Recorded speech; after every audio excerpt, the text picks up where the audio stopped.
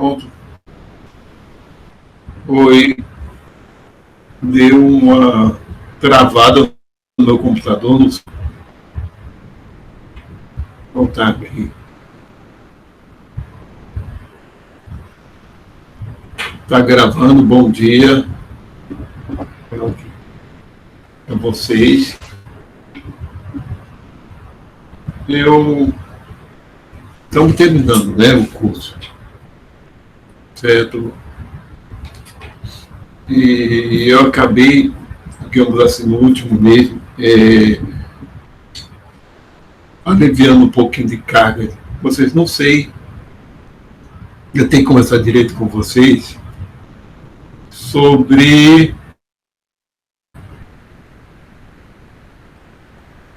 eu sei que em termos didáticos, um bocado de gente reclamando,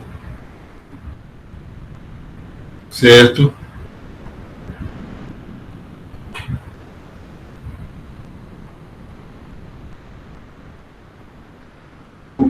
Minha filha não está gostando de jeito nenhum, realmente. Isso não é a mesma coisa do que eu perguntando para ela. Você vê um professor falando pelo computador, não é a mesma coisa não de estar ao vivo, de estar lá, você não pode interagir do mesmo jeito. Aí ela foi colocando os erros. A comunicação, a internet falha, há problema de som, há muito ruído, qualquer coisinha, muito ruído de fundo atrapalha, há muita interrupção, a internet do professor pode, às vezes caiu, tem hora que cai, tem hora que o computador trava, e que tem esses problemas técnicos, né? Realmente a gente fica um pouquinho refém da tecnologia,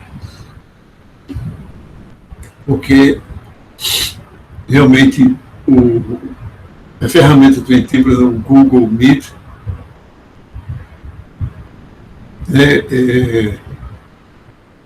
sei lá, ele tem suas limitações.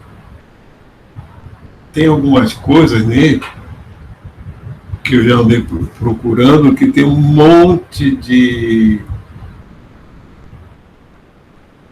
como se diz, um monte de ferramentas auxiliares que se adicionam ao Google Chrome para usar no Google Meet.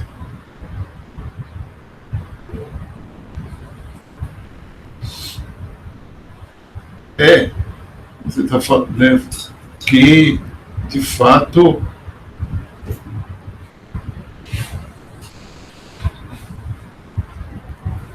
que você fica com mais inibição para interagir com o professor, e isso é fogo também para o professor, porque o professor precisa da interação dos estudantes, que isso ajuda no próprio... Olha, porque a gente aqui, como professor, ficar falando para uma câmera, uma tela de computador, fica às vezes sem saber. Tem as duas coisas, né? Se muita gente começa a falar, realmente atrapalha. É diferente da hora de aula, que muita gente pode falar e não atrapalhar o professor, e a gente pode controlar um pouquinho mais, né? Quer dizer, uma turma do fundo começou a falar uma coisa que não tem nada a ver, o professor não... A gente é que não ouvir direito, agora a gente continua e conversa. Pode tirar dúvidas de gente que está na frente, pode ter ruídos de fundo que não atrapalham tanto. Aqui, ruídos de fundo atrapalham muito mais. Muito mais. Mas a gente precisa da interação ou do diálogo com o estudante. Precisa. Esse diálogo é necessário. Porque para a gente não ter a impressão de que está falando para uma tela de computador e ninguém está ouvindo, certo? Ou ninguém está... Porque não dá para ter consciência disso, certo? Que nós estamos muito acostumados à sala de aula, é outra coisa. realmente é muito diferente. Eu estou, próximo período que tem disciplina obrigatória, eu estou querendo preparar ferramentas e outra coisa mais interativa. Fazer coisa mais interativa para o estudante. A apresentação, do jeito que está, é muito pouco interativo. Especialmente para estudantes no primeiro período. Não sei como é que vai ser a receptividade. Eu já pedi, já comuniquei a coordenação do bacharelado e da licenciatura que eu estou disposto a ministrar História e Filosofia das Ciências Naturais à distância nesse formato. E eu tenho que usar outras ferramentas didáticas mesmo, que permitam interatividade entre os estudantes, como se ele fizesse trabalho de grupo, que realmente seja entre os estudantes, à distância. Agora, tem que ser uma coisa muito bem planejada mesmo. Isso aqui está servindo de aprendizagem para a gente. Realmente, sala de aula é outra coisa.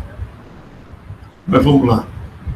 Eu vou aqui apresentar o último assunto para quem não assistiu da sexta-feira.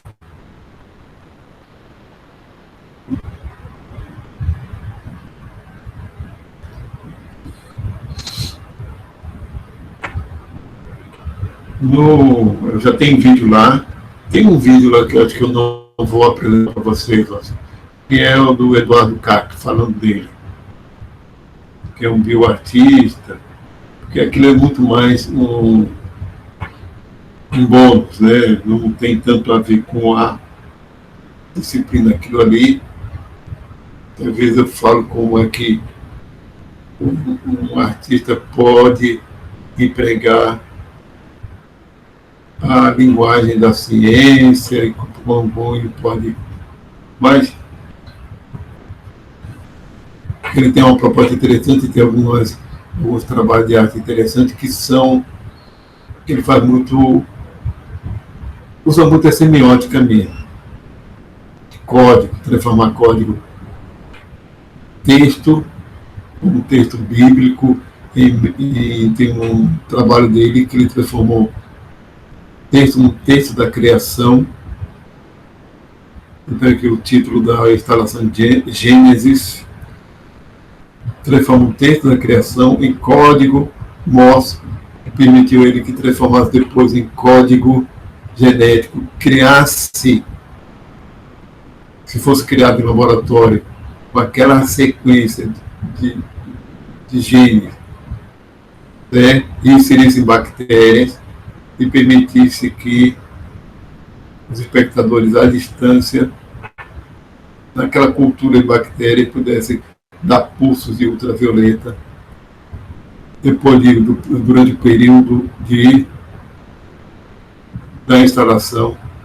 No final, faz o sequenciamento daqueles genes, transforma, redecodifica, volta a ser texto de novo, o texto bíblico, e vê que houve mutação. Constata a mutação que os espectadores provocaram no texto original. Por exemplo, eu vou apresentar aqui a tela inteira.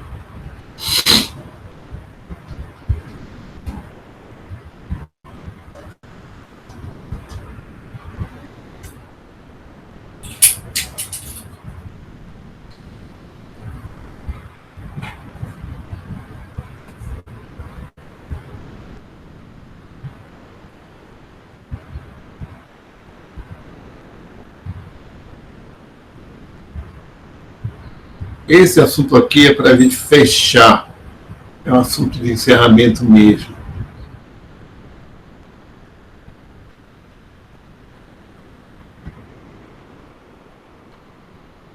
É para encerrar.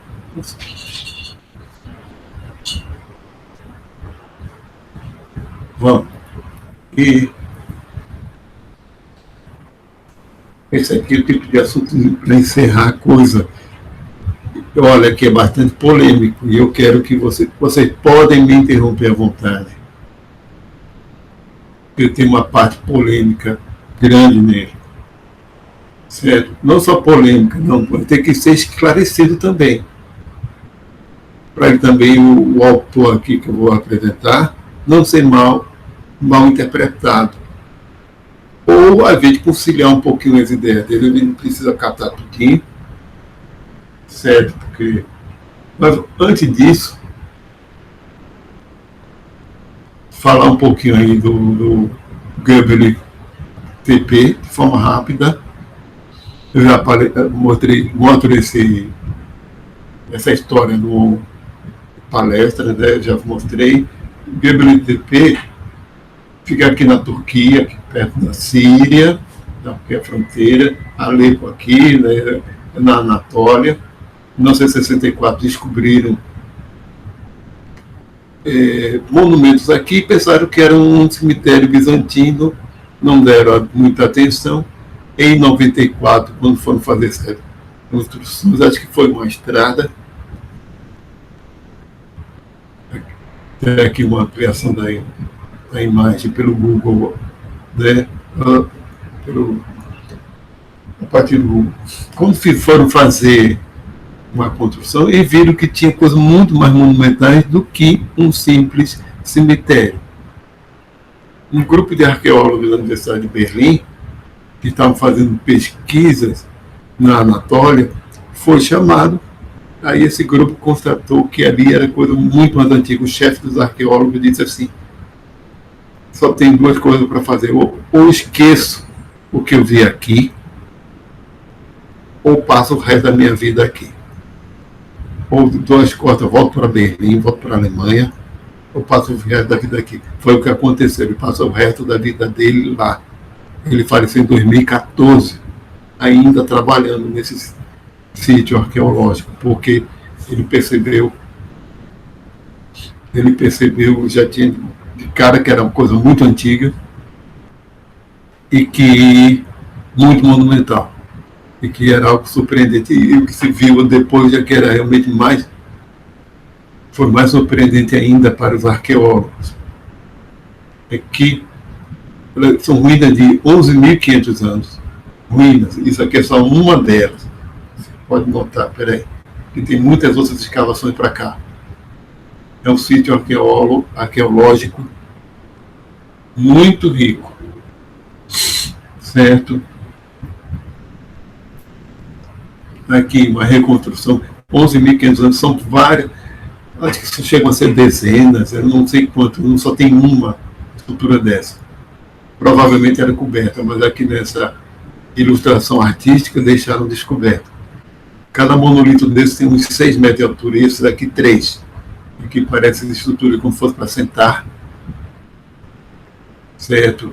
E aqui, alto-relevos, tinha alto-relevo de animais que têm valor simbólico, são animais que não têm significado pecuário ou de caça. É como serpentes, leões, que não tem significado nenhum em termos de produção, caça e alimentação.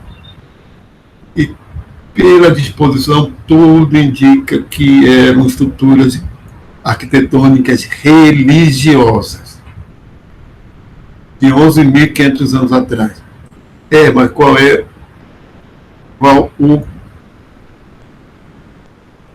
a grande novidade? É que povoamento que se instala ao redor dessa região é um povoamento de coletores-caçadores.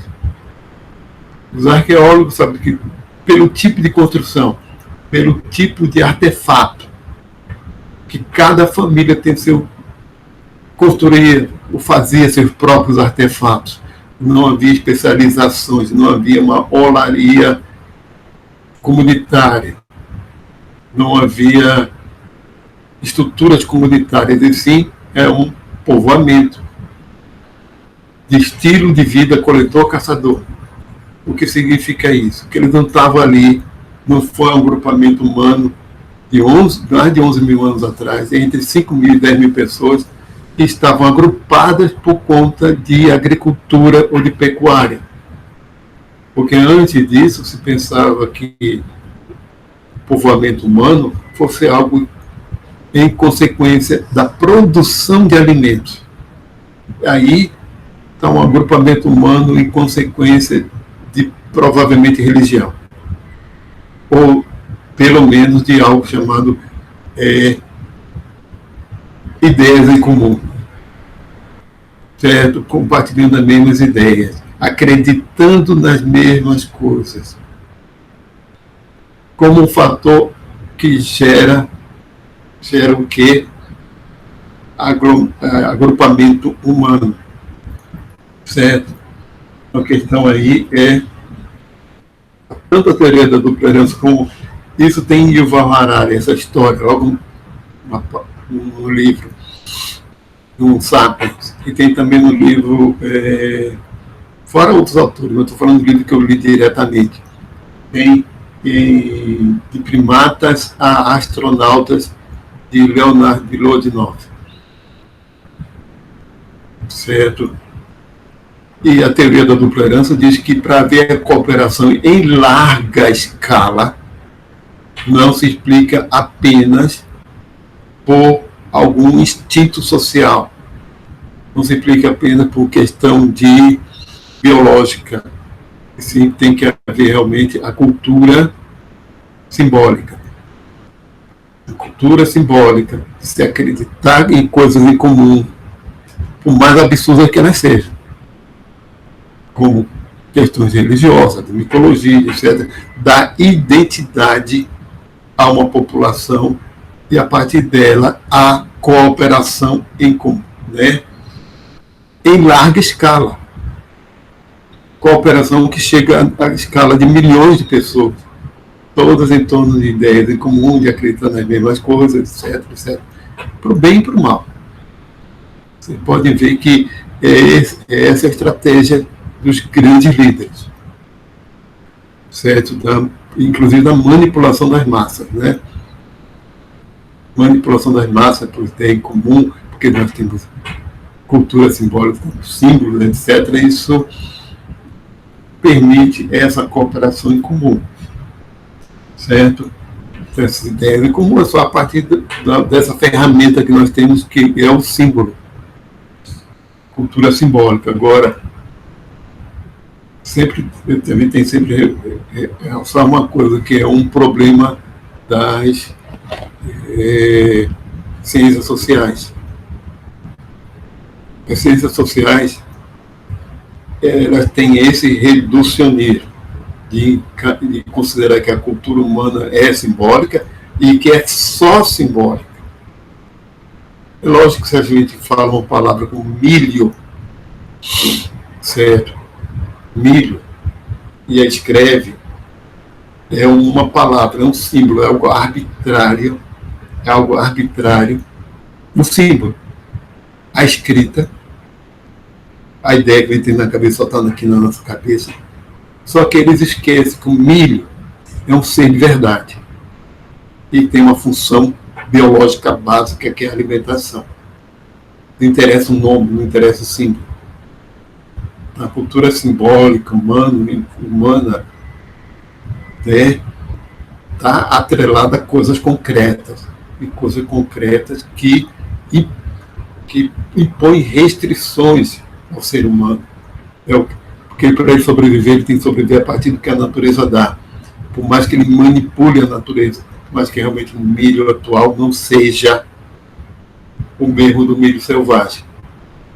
Mas foi graças justamente a coisa bem prática, que não tem a ver com a cultura, diretamente com a cultura simbólica, que sim a partir dela.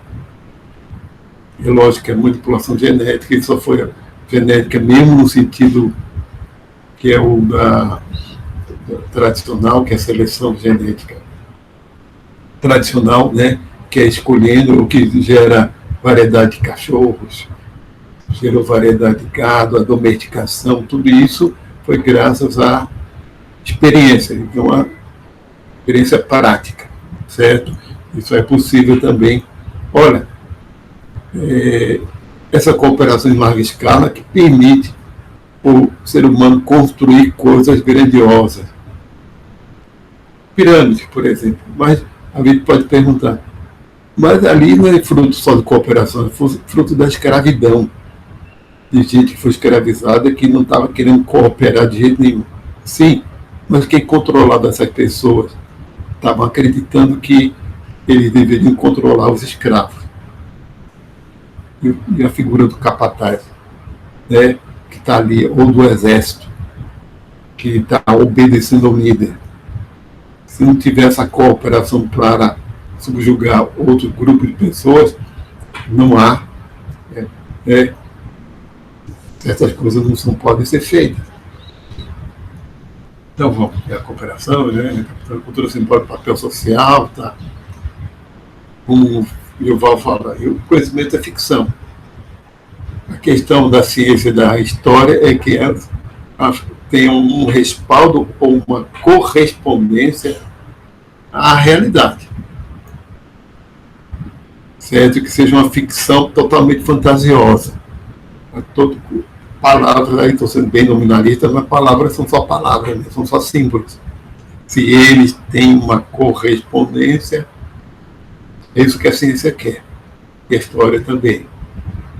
Certo? Que não seja pura ficção. Certo? E ele fala que nós estamos a caminho do dadaísmo, que seria uma distopia, que nós iremos perder nossa humanidade estando no dadaísmo, porque nós vamos substituir a realidade concreta pelos dados,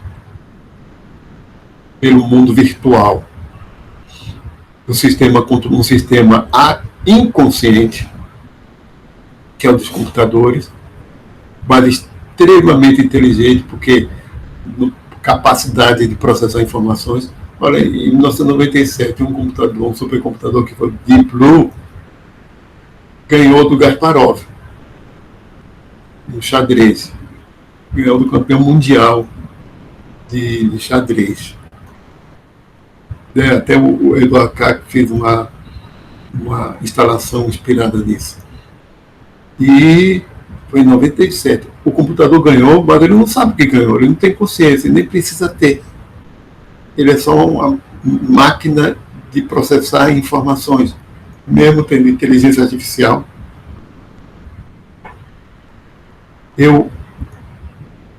Quando me pergunto se um dia as máquinas vão ter, me perguntando, consciência artificial, eu acho pouco provável.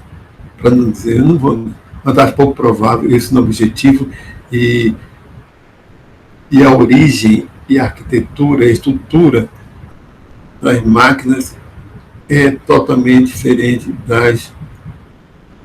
dos seres vivos.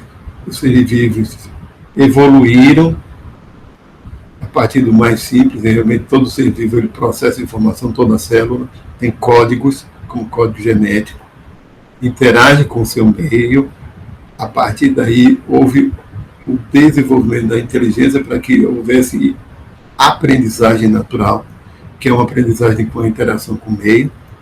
A partir dessa aprendizagem se criou estruturas capazes de ter consciência. Provavelmente todo vertebrado tem.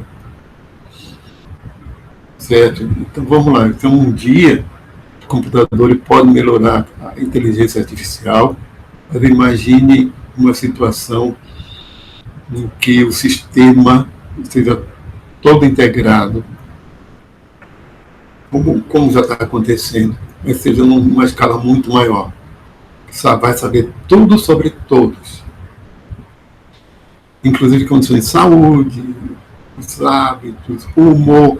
Então o sistema vai despertar a gente e avaliar o nosso estado de humor, porque vai ter sensores, chips de saúde para, se acontecer qualquer coisa com a gente, já manda uma ambulância antes, ou diz para a gente,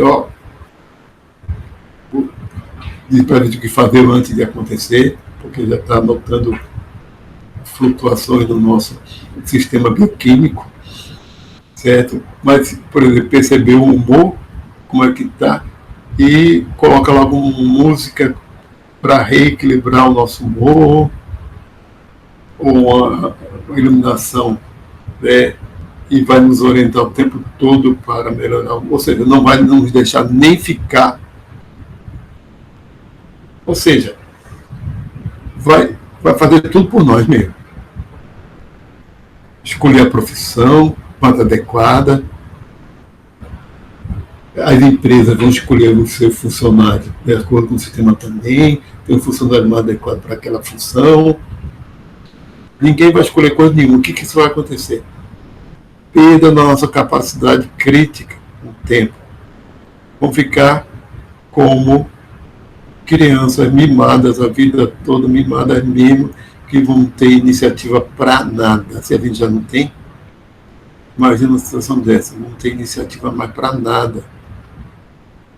Iniciativa ou poder de decisão, não vamos, porque aí diz a grande vantagem, não vamos mais cometer erros, mas a esse preço, né?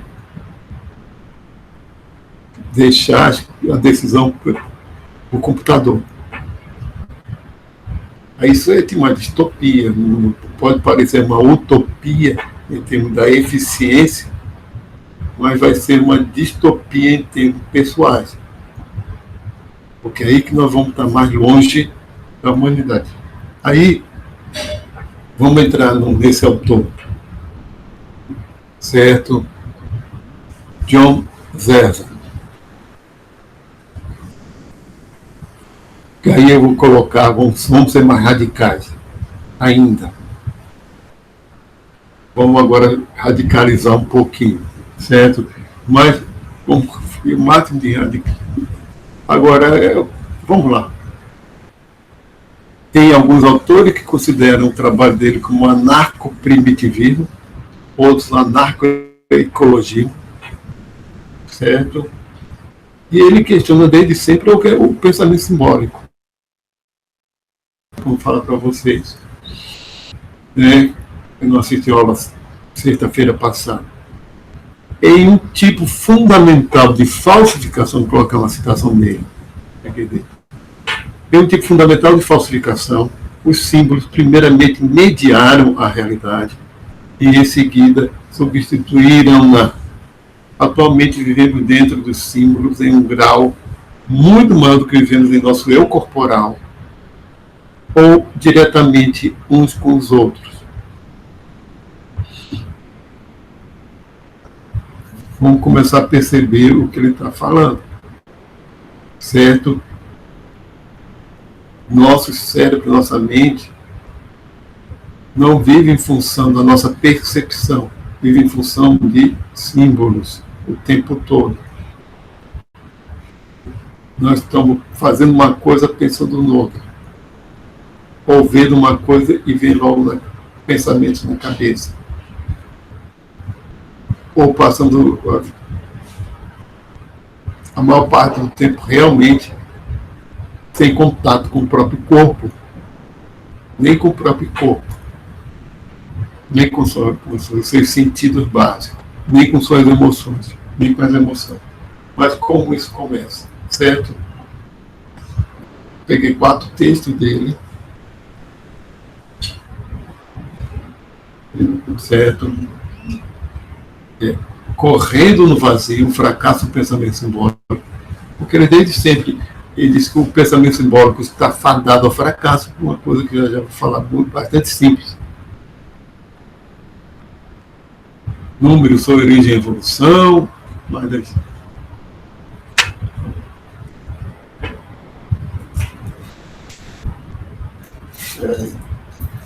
tem alguém querendo passar pela janela. Um balcão e uma rede de proteção depois. Aqui do meu lado direito. Abrir aqui a persiana para ele passar. Futuro primitivo. Não é. querendo água. Pegar no meu copo. Ai, eu fui pra cá. Vamos.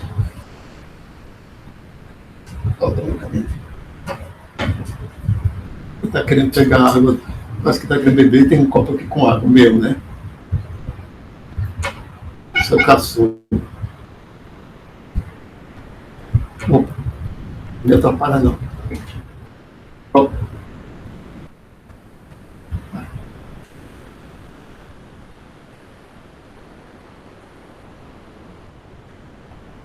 Por que primitivismo? Esses 4 termos, certo?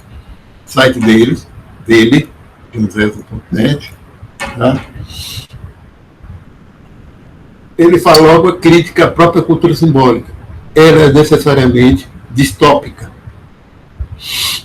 porque leva à desconexão com a natureza. A natureza mesmo é com o sentido ecológico, né? E a natureza pessoal.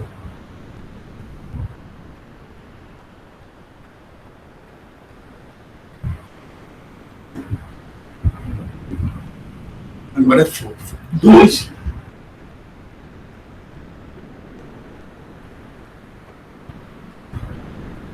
Não sei mais de arrumar briga agora, aqui na minha frente.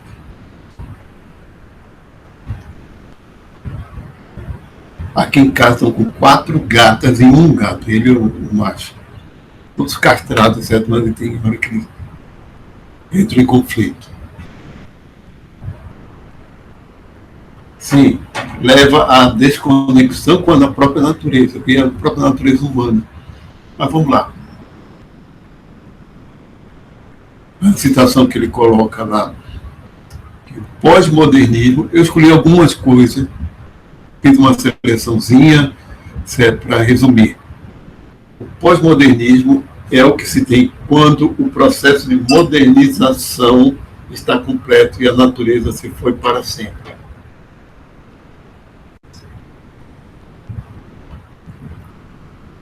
Estão vendo?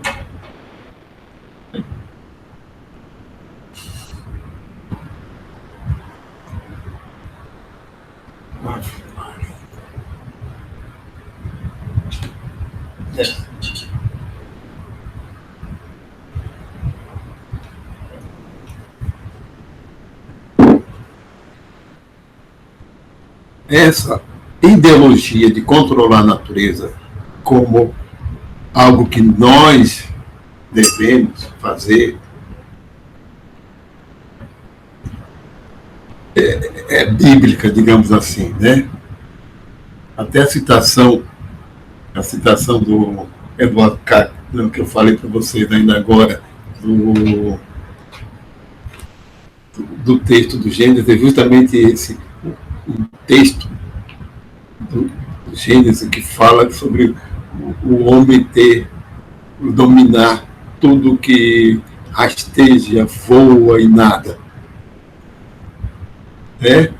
E que a ciência moderna nasce a partir desse tipo de ideologia, não de compreensão da natureza, mas sim de controle mesmo. E poder como sentido também político, certo? Então, muita coisa do que ele fala, o John Zezan fala, é essas questões históricas, dessa desconexão histórica entre ser humano e natureza. E ele diz quando isso começa, segundo ele, certo? Naquele sobre uma história da matemática, fala justamente que a matemática é a abstração da abstração, né? É o símbolo no sentido mais puro. A própria argumentação do cogito de Descartes é uma argumentação de valorização da cultura simbólica, ou de desconexão, né?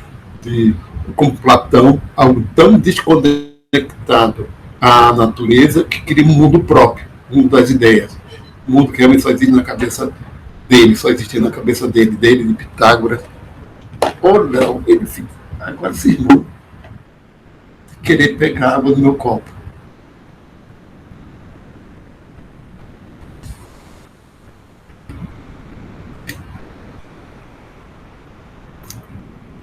Então, 16 vezes, ele nunca fez isso. A matemática não é apenas uma ferramenta, mas um objetivo do conhecimento científico, ser perfeitamente exato, um objetivo ideológico, Einstein, perfeitamente autoconsistente, perfeitamente geral, isolamento mais completo entre o conceito e os sentidos.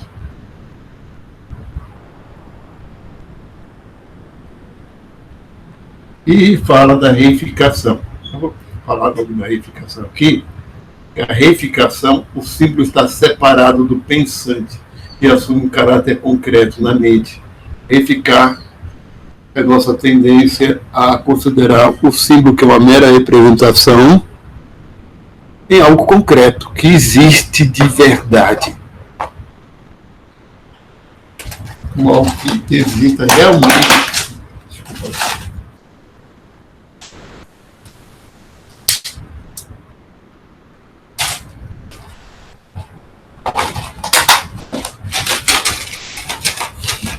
É melhor.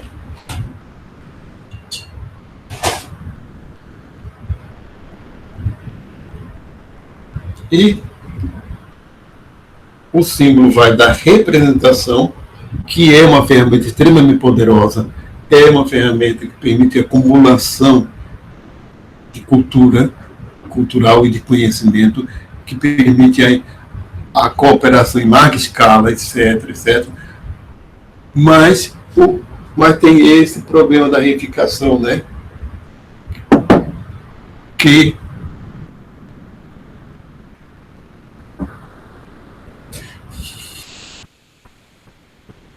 não fica na frente da câmera, não. Vai.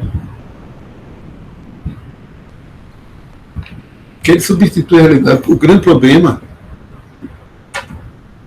você pode notar que não é a cultura simbólica, mas é o que ela leva. E o grande problema, agora ele tem uma proposta mais radical, é lógico, é não reconhecer o que é um símbolo, o que é a cultura simbólica, e achar que o símbolo é algo concreto. Esse processo de abstração, esses resultados formais e gerais, fornece um conteúdo que parece estar completamente separado do indivíduo pensante. Um usuário do sistema matemático e seus valores não entram no sistema. Certo? Ele não entra no sistema, é um sistema que fica à parte, apesar de estar na cabeça do sujeito. Então, vamos lá. Ele fala também, várias situações que se criou, o próprio desenvolvimento cultural, se criou preconceitos contra a cultura de povos primitivos. E gerou também muitas formas, muitas filosofias que acabavam defendendo o próprio símbolo, mas a abstração. É a base da filosofia grega, certo? Pensamento racional abstrato, pensamento simbólico. Aí ele cita um monte de autores, eu estou pegando alguns aqui. Thomas Hobbes fala do estado da natureza pré-civilizada como sólido, brutal e curto.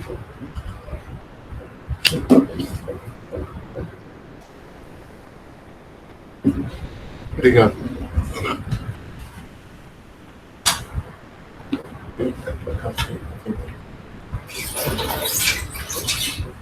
De tudo é símbolo. Qual é o fundamento da relação daquilo que nós chamamos de representação, ou seja, com o objeto, o símbolo e o objeto? Ele diz que é a pergunta básica da filosofia. Certo? Isso, a filosofia, em sua diacronia mesmo, é a consciência da ruptura da consciência. Que a consciência se separou do resto. a necessidade de simbolizar e de viver em um mundo simbólico é, ele segue em 1985, tal como a agressão, uma necessidade humana tão básica que ela somente pode ser negada sob pena de um severo transtorno psíquico. Ou seja, é coisa de psiquiatria negar o símbolo, negar a cultura simbólica tão básica. É como ele argumenta. Olha, é a cultura simbólica defendendo a cultura simbólica. Né? Então, como é que se pode... Realmente não fica, cria-se um círculo vicioso de argumentação. É argumento defendendo argumento, né? Não tem como. Há dois povos que a gente pode citar, e eu posso dizer, antes de tudo, que, de fato, os povos primitivos não são... Não vamos cair também na argumentação do como se diz, do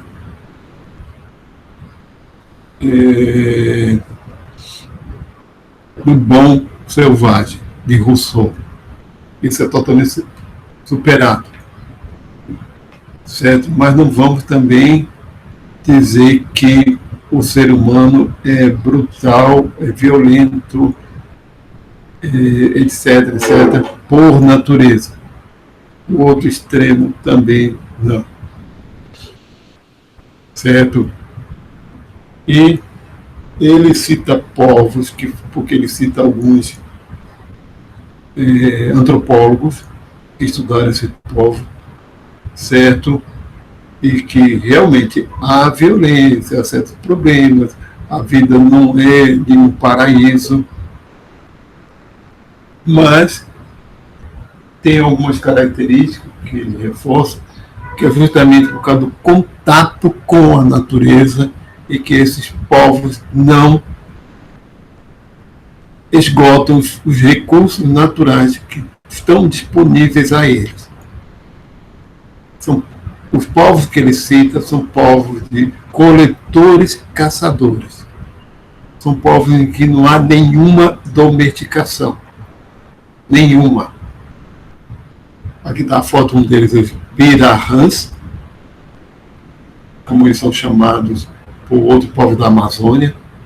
É um grupo de pessoas que está em extinção.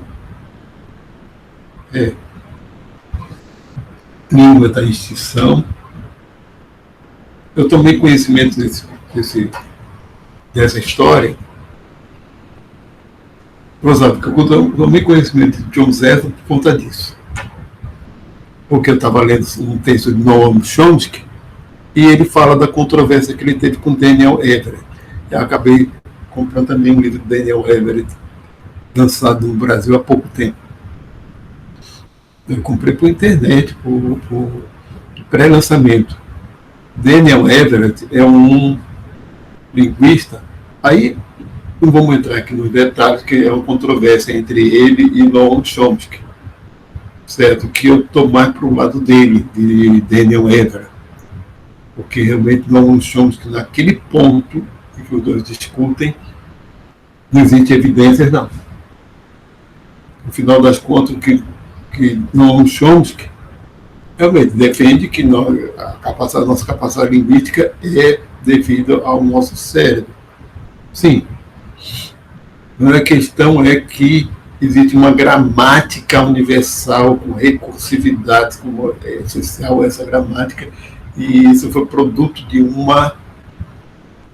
como fosse de uma mutação genética que permitiu o cérebro humano de 70 mil anos para cá ter a capacidade de expressar simbolicamente a partir do idioma. Não existe evidências nem genéticas, nem paleontológicas, arqueológicas que sustentam isso.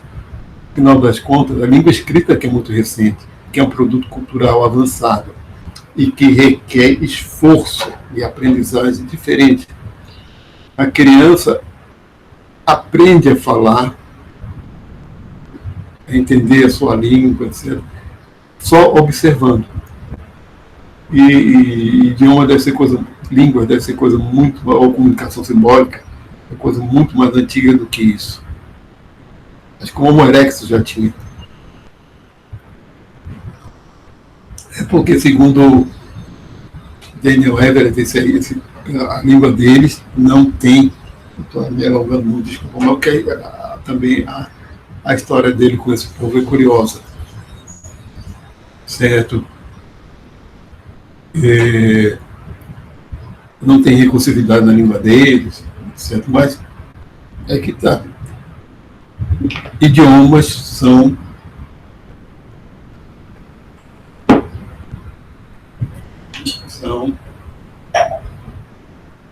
chama.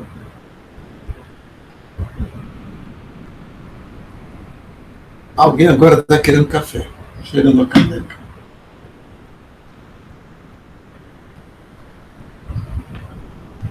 Idiomas são ferramentas, símbolos são ferramentas, e ferramentas úteis à sobrevivência.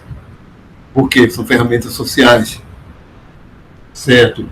E a sobrevivência depende da natureza também. Então, o que ele notou, certo, que Daniel Everett notou, porque ele veio aqui para o Brasil nos anos 1970, acho que final, por aí, para ser missionário evangélico, e escolheu povo isolado, né? Naquela época acho que era mais fácil os missionários irem para povos isolados, escolheu os pirahãs como missão de evangelização, e o que aconteceu foi o oposto. O Daniel Everett se tornou ateu. Com a convivência com esse povo, ele se tornou ateu, porque a convivência é tão integrada à natureza que eles não têm nenhuma religião e nem precisam, e não se consegue convencer a eles a ter. Certo? Tanto é que o idioma deles não tem número, é uma argumentação lá do John Zessa, que o número é só um produto de quando há acumulação, de quando há propriedade privada. Porque ele faz o seguinte: olha, se você tem uma família numerosa, no caso de uma família numerosa, digamos, até de mais de 10, 20 pessoas, todo mundo se reúne para o jantar. Se faltar alguém, se nota que faltou alguém, se percebe a falta, sem precisar fazer contagem. Então, a relação desse tipo de povo com a natureza é essa. Cada ser, cada folha é diferente da outra. Então, eles não quantificam. Eles não vão contar quantas folhas tem. Não, ele só diz que tem pouco ou muito. Mas o que ele fala se refere a um no sentido do indivíduo. Pode se referir a casal, mas não é número. Eles não têm conceito de número, nem eles, nem outros povos coletores e caçadores. Eles não desenvolvem essa ferramenta. Porque contato, a vida que eles têm é muito mais pela percepção. Eles têm que sentir a natureza na hora, quando eles vão fazer a coleta de alimentos ou quando eles vão caçar. Certo? Aí tem um trecho que ele fala realmente que porque somos infelizes com a cultura simbólica. Depois eu continuo o negócio. Cita o teorema da incompletude de Gödel, qualquer sistema simbólico pode ser completo ou totalmente consistente, mas não ambos, nem totalmente consistente. Tem que ser uma das duas coisas, porque ele se autorreferencia, já que é de símbolos. Já que é algo que se refere, tem uma referência simbólica, acaba fechando em si mesmo. Qualquer sistema de conhecimento sobre o mundo é e deve permanecer fundamentalmente incompleto. eternamente sujeitos à revisão. E qual o problema com modernidade? Sim, e outra coisa que se refere ao Cadênia, ao Reverendo Curtira Hans, o nível de satisfação com a vida, o nível de felicidade. Outra coisa que eu não disse é que, falando da nossa infelicidade, esse tipo de Hans são ao contrário. Certo? Não, tanto é que no idioma deles não tem flexão verbal passado, flexão verbal do futuro. Tudo é no presente. Tudo é relacionado ao que está acontecendo, o que está passando no dia. É uma língua só com 3 fonemas, vogais e poucos fonemas, apesar de ser complexa em alguns pontos, porque você é tonal. Eu li que eles têm sistema de comunicação a partir de assovios, um sistema mesmo que consegue frases completas a partir de assovios, um falando, comunicando ao outro que viu um animal tal em tal canto, para vir para cá. E outra forma de comunicação, que não é pela articulação de sons, certo? Então, vamos lá. Outro povo são os do Kalahari. Outras populações são dos Kalahari. Sim.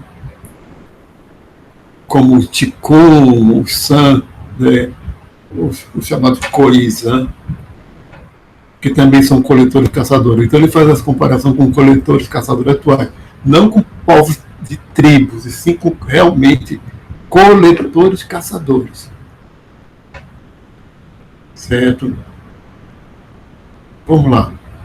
A referência de arqueólogos antropólogos como Marshall Sellers, Richard Berry, Andrew Freeman. Sim, o que caracteriza não haver domesticação. O que acontece quando há domesticação, ou de animal, ou de planta mesmo? Muitos indígenas brasileiros, muitas tribos, não eram coletores e caçadores. Já tinham alguma forma de agricultura e já tinham alguma domesticação. E já tinha alguma hierarquização social. E povos coletores e caçadores não têm um conceito de hierarquia, e sim de comunidade, de família, de cooperação familiar, certo? E não tem estratificação social, porque a argumentação dele é o seguinte, que quando há domesticação, se gera o conceito de propriedade. Esses povos coletores e caçadores mais próximos à natureza, eles não têm conceito de propriedade, de posse, certo? Do mesmo jeito, pode ter de território, etc. Do mesmo jeito que os animais não têm posse, não têm como um conceito, eles têm de território. Tem o sentido de território, que não é um conceito abstrato. O sentido de território de um felino não é um sentido de propriedade, como o humano, que é um sentido também abstrato, simbólico. Ele fala que não há divisão de trabalho, mas como é que uma mulher pode fazer a mesma coisa que um homem? Não há divisão de trabalho também em termos profissão. É digamos assim, as pessoas fazem o que elas são capazes de fazer, certo? É mais por aí a divisão deles, de tarefas, certo? E não há recompensa externa ao próprio trabalho. Você coleta um alimento, a coleta é o fruto é a própria recompensa. Quando se caça, a presa, a batida é a recompensa. Eu vi no documentário, depois eu conto, certo? Uma propriedade privada, a maior igualdade de gênero, há diferença, mas é que não existe o sexismo, certo? Entre esses povos. Porque falando em igualdade de gênero, realmente as tribos mais desenvolvidas no Brasil tinham desigualdade de gênero. Tem ainda. Certo? Entre pirarrãs, não. Entre tribo realmente coletor-caçador, cada um faz o que pode fazer. Se a mulher está amamentando, é lógico que ela não vai fazer tarefa de um, ou se um idoso não vai fazer a mesma tarefa de um jovem adulto. Cada um faz o que pode fazer de acordo com sua capacidade.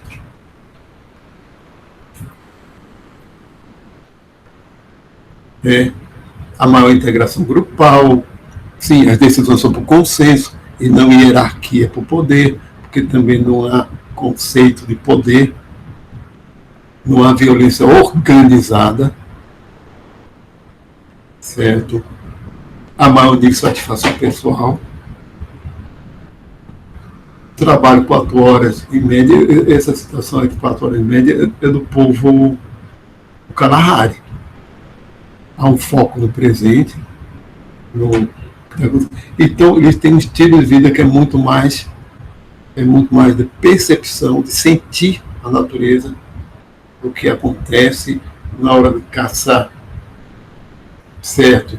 É muito mais pela aprendizagem dele ler seu ambiente, e isso requer realmente muito conhecimento, muita memória, mas não é um conhecimento simbólico.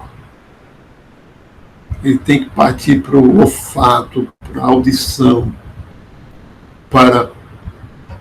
até para o tato, assim, visão, né, rastro, capacidade de rastrear uma presa, algo que tem que ser muito aguçada. Certo? Então, eles têm sentidos, que também se fez pesquisa sobre isso, os sentidos deles são muito mais desenvolvidos que os nossos. Eu vi um documentário, certo? Porque não é 4 horas, é a média. Realmente uma grande caçada leva muito mais tempo que isso. Mas também é uma caçada que a presa, como ela só vai ser usada para alimentação da própria família, é coisa para uma semana. Certo? E a maior parte da obtenção de alimentos é pela coleta, né, de frutos, e é bastante diversificado. Uma coisa que eu não coloquei aí, mas há uma diversificação muito grande, coisa que no sistema de agricultura não tem. Então, realmente, um agricultor em monocultura come muito pior do que um coletor-caçador. E olha que a comparação que ele faz é com gente que vive no Kalahari, que é um deserto. E não tem grandes recursos.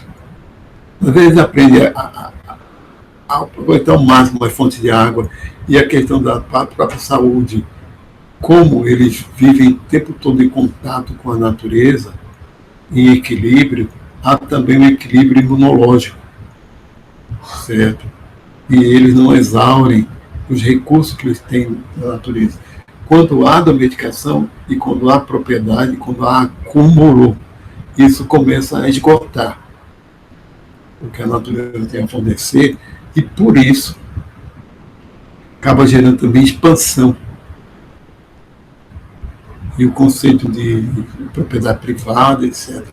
Mas eu vi um documentário sobre uma caçada deles, dessa população do Kalahari, que pode levar horas, mas só que são indivíduos que têm um preparo físico de maratonistas, né? E que eles não correm mais depressa que um antílope, mas eles ficam rastreando o antílope por horas, até que o antílope, por exemplo, esgote, porque eles não deixam o animal descansar. eles vão seguindo o rastro, tomando água, carregam água, né? E o antílope está o tempo todo encontrando com o animal, o tempo todo, e o animal foge, até não conseguir mais fugir, de tão cansado que ele fica, porque ele acaba não deixando o animal nem se alimentar nem comer. Então é uma caçada exaustiva. E na hora de abater o animal, que já está nas últimas mesmo, eles pedem perdão para o espírito do animal, pelo que ele tem que fazer, porque ele precisa alimentar a família dele. Ele faz um pedido para o animal de perdão para ele. Mas ele tem que alimentar a família, certo? E acaba sendo alimento para um antigo, é um alimento para uma semana toda, junto com os outros, né? A parte de carne, digamos assim. Então é um tipo de caça que, né, que não é de acúmulo, que é de sobrevivência, certo? Vamos lá. No final, a gente aqui fecha dizendo o que fazer. Então, tudo é que a partir dessa leitura, já tem quase 2 anos, né? Que eu descobri o John Zezan por conta de um vídeo que falava dos pirahãs. E que uma pessoa comenta no vídeo que John Zezan já tinha citado o filósofo John Zezan, já tinha citado esse povo, etc. Aí eu fui procurar também saber um pouco mais sobre ele. Parece radical demais, certo? Realmente nós não podemos todos sermos coletores, caçadores. Seria o estado mais natural da espécie humana, seria esse, de realmente contato com a natureza. Mas nós estamos aqui por conta da cultura simbólica. Nós temos ciência por conta da cultura simbólica. Ciência é uma parte dela. Mas não pode jogar fora e todo mundo virar coletor-caçador, certo? Uma outra pessoa acaba dando na mão, como a gente vê assim, em alguns documentários, alguns programas no NetGeo, desses canais, né? Mete uma cabana no meio de uma montanha, lá nos Estados Unidos, e vive e passa esse estilo de vida. Mas com pouco contato com cidade, e já vi falar de gente que abandona tudo mesmo, né? Aí me lembrei de um outro autor, mas de outra abordagem, que eu acho que complementa o que a gente está falando, que é Jiddu Krishnamurti, certo? Falecido em 86. Eu lia muito na minha época de estudante de graduação, nos anos 80.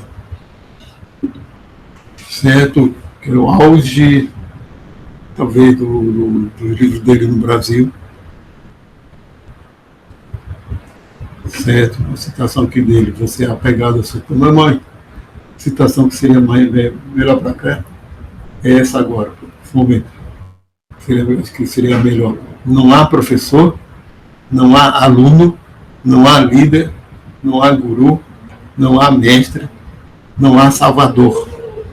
Você mesmo é o professor, o aluno, o mestre, o guru, o líder, você é tudo. Ele disse que esse site aqui chama de autocentrismo.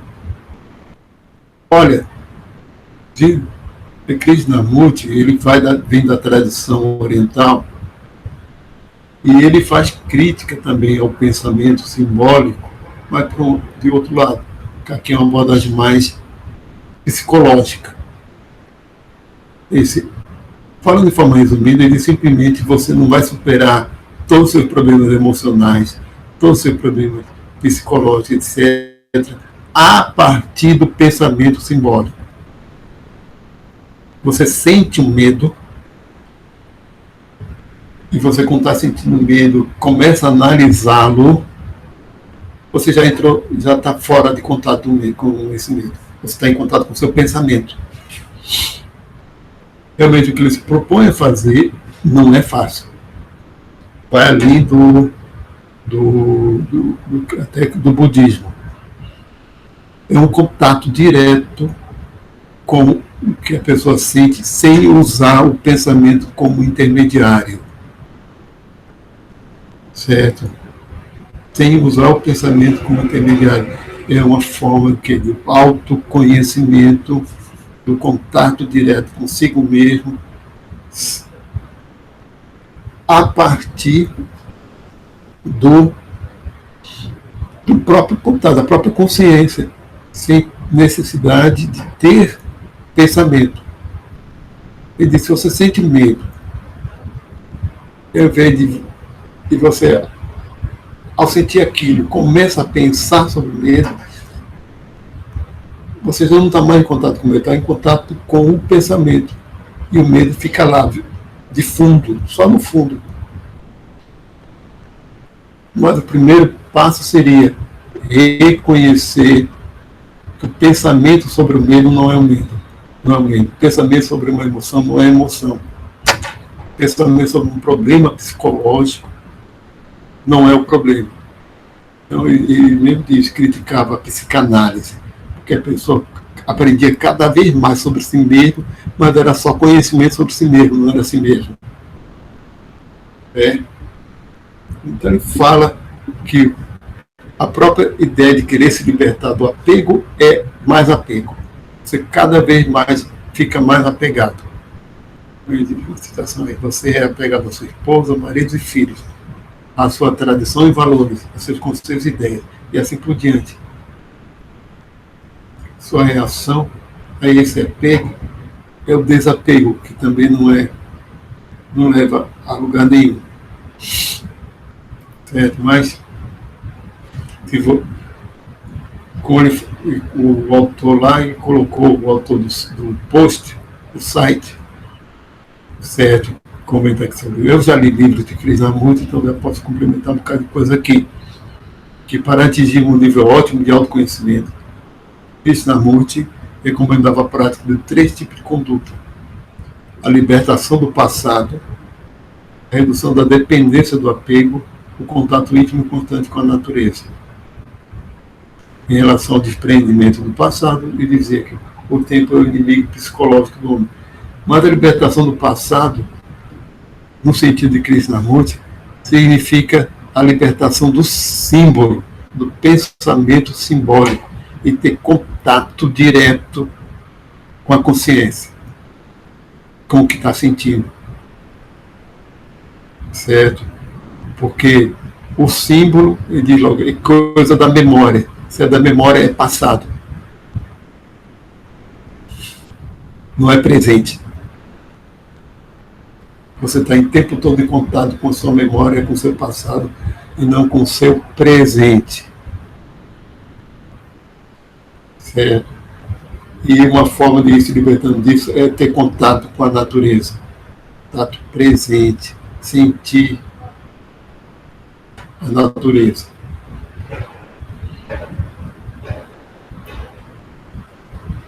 Certo? A forma mais elevada da inteligência humana é a capacidade de observar sem julgar, ou seja, sem ter o peso do passado e da memória, sem ter avaliação.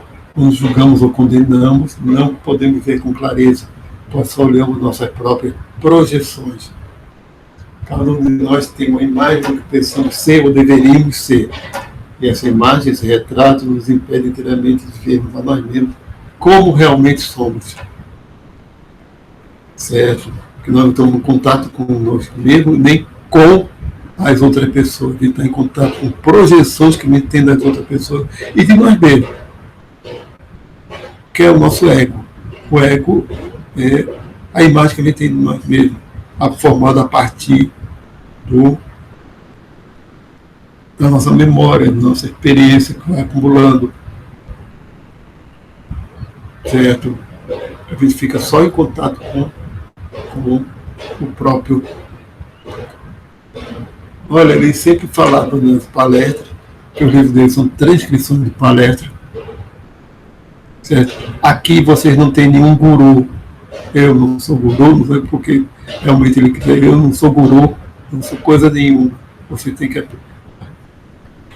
libertar de tudo isso. E tem gente que faça o que você tem que diga o que você tem que fazer. Você que tem que ter consciência própria. Aí falava exemplo prático. Falava, é lógico, analogias para facilitar. Analogia, metáfora, tudo isso facilita. Ele diz assim, se você vê uma casa pegando fogo, a sua casa está pegando fogo, o que você faz? Você vai parar para pensar no que fazer, ficar observando o fogo e questionando o que está acontecendo. Você vai ficar observando o fogo e pensando sobre a natureza do fogo, vai ficar observando a sua casa pegar fogo e não fazer nada. Se isso acontece, você age. Por que isso? Então, por que em termos psicológicos vocês não fazem a mesma coisa, não agem? Só observa, só analisa e conjectura e não age. É também a questão aí, eu acho que eu reconhecer a limitação do símbolo e do pensamento. Qual é o papel do pensamento simbólico? De fato, né? Então vamos para cá. Alguns livros recitados, tá? Alguns livros. O que fazer então? Certo? Eu estou aqui escolhendo essa foto, mas certo? Porque não é possível jogar fora a cultura simbólica. Eu já falei isso antes. Ele está aqui para o caderno. Não é possível viver com coletores, caçadores, mais de 7 bilhões, 7,8 bilhões de pessoas, acho que segundo a última estimativa.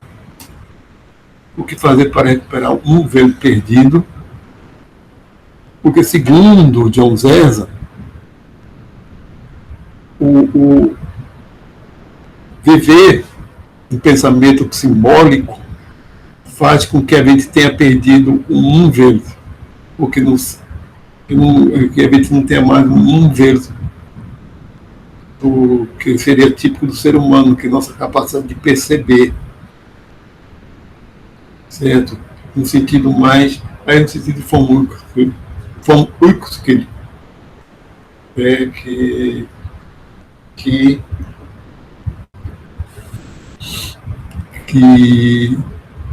ao invés de a gente ter um mapa perceptual mental na cabeça, o que a gente tem é um mapa abstrato simbólico. Segundo ele, a gente perde um velo, certo? Então, o que fazer para recuperar?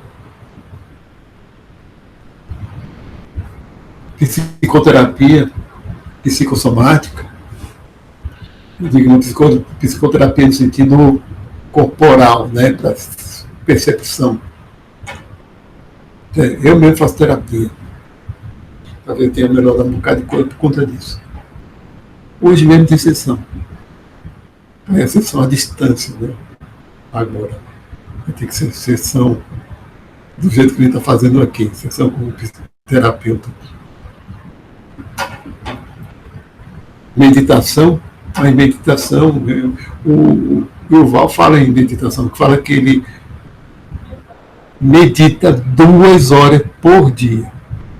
Eu não entendo como, mas ele tem tempo para isso. A meditação, para você ter uma ideia, que foi até o primeiro exercício que ele cita, e é um primeiro exercício bem básico de meditação. Parar, relaxar um pouquinho e prestar atenção na respiração.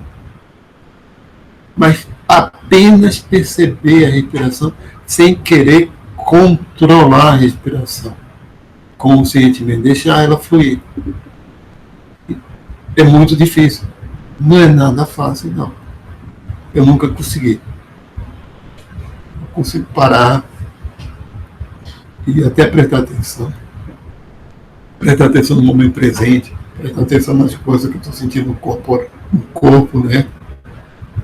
Dar atenção. Mas já. Ele diz que já é um começo você ter consciência de que está tendo um pensamento que está te distraindo. Você não precisa, se você se repreender por conta disso, que isso já está sendo contraditório. Não é para se repreender por nada, nem por estar tendo pensamentos que não tem nada a ver com aquela meditação.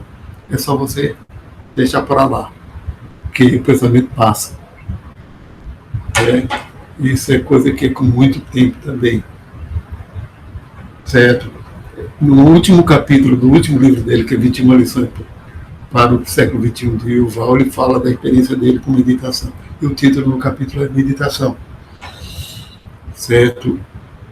Esportes radicais.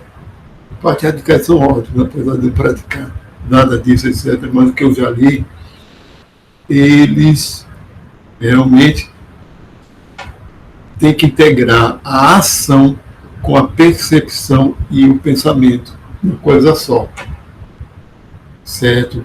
Que ele requer que haja uma ação coordenada, automática, certo? Com equilíbrio, etc. E, quem pratica sabe, quem pratica surf ou faz skate, que é aquela habilidade, aquela concentração. A própria andar de bicicleta a gente já se sente bem. Eu mesmo, quando ando de bicicleta, eu sinto bem, porque é uma ação coordenada do corpo todo. Tem que haver a concentração também, uma certa concentração vital. Com o esporte radical, aquilo tem que ser mais intenso, né? Mais concentração tem que ser maior. Você está ali no presente. Não pode estar, como a gente faz quando lava a louça, está lavando a louça e pensando na aula que vai dar, e pensando em pagar a conta, pensando na feira que tem que fazer. E está lavando a louça ao mesmo tempo. E consegue pensar em outras coisas. Né? Mas vamos lá, contato com a natureza, vou fazer tudo isso. Ou seja, passar a viver um pouco menos no símbolo, né? Ele tem que, em primeiro lugar, reconhecer os limites e que símbolo não traz felicidade. Certo? E sim, é o contato com as próprias emoções, no momento presente, e que podem levar a gente a aprender com elas. Indo por aí. Certo? Uma pergunta que eu faço é como seria a consciência humana totalmente sem o símbolo. No momento de consciência. Seria que isso seria o nirvana dos budistas? Momento de percepção pura do momento presente. Aí depois o sujeito tem que usar o símbolo para falar o que ele sentiu, né? Mas aí já não está mais. Certo? Mas vamos lá. E enviando para o final aqui da apresentação. Aqui.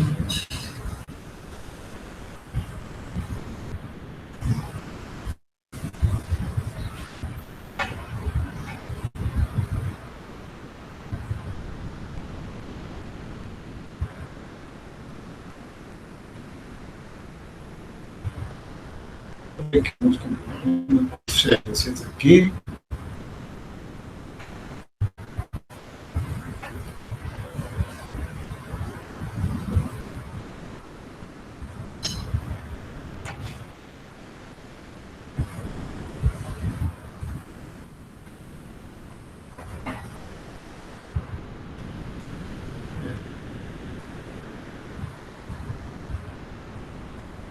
Porque falou, a máquinas é 0 ou 1. Máquinas são binárias. Ser vivo não é binário.